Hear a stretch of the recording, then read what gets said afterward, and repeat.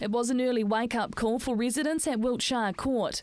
At 6 a.m, 21 elderly residents were evacuated to a welfare centre at Rangiora Baptist Church after contaminated water started seeping inside their home. With the assistance of police, fire and ambulance, we basically evacuated these residents to the local Baptist church to remove them from the actual contamination. As the day unfolded and the rain continued to pour, the Waimakariri District Council were confident no other areas needed evacuating. We've got the situation where our soils are absolutely saturated after the March and April storms, and of course when we get a really bad storm like this one, all the water automatically starts running across the top. It's not even getting soaked in at all. That doesn't mean the area still wasn't slammed by the bad weather. State Highway 1 was causing trouble for motorists. North of Saltwater Creek was closed. This viewer captured traffic lined up bumper to bumper as four-wheel drives were the only vehicles allowed to make it through the deep water.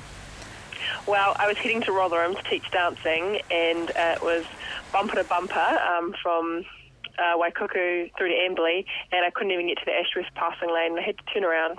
Following on from the March floods, areas to the east of North Canterbury became engulfed in water.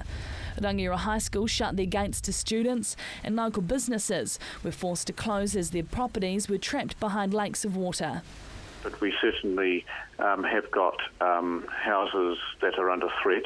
We have set up a welfare centre at the Rangiora Baptist Church, and we will also we continue to monitor where individual houses are under threat. It tends to be almost a property by property thing, but there's also particular areas of our towns which have been affected. Steve Graham's been on call with St John, dealing with flood-related issues from today's storm.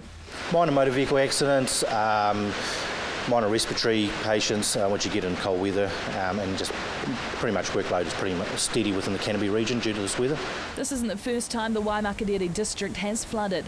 Back in 2008, the entire place was underwater. David Ayres says the council will be looking at solutions to prevent significant flooding happening in the future. Emma Cropper, CTV News.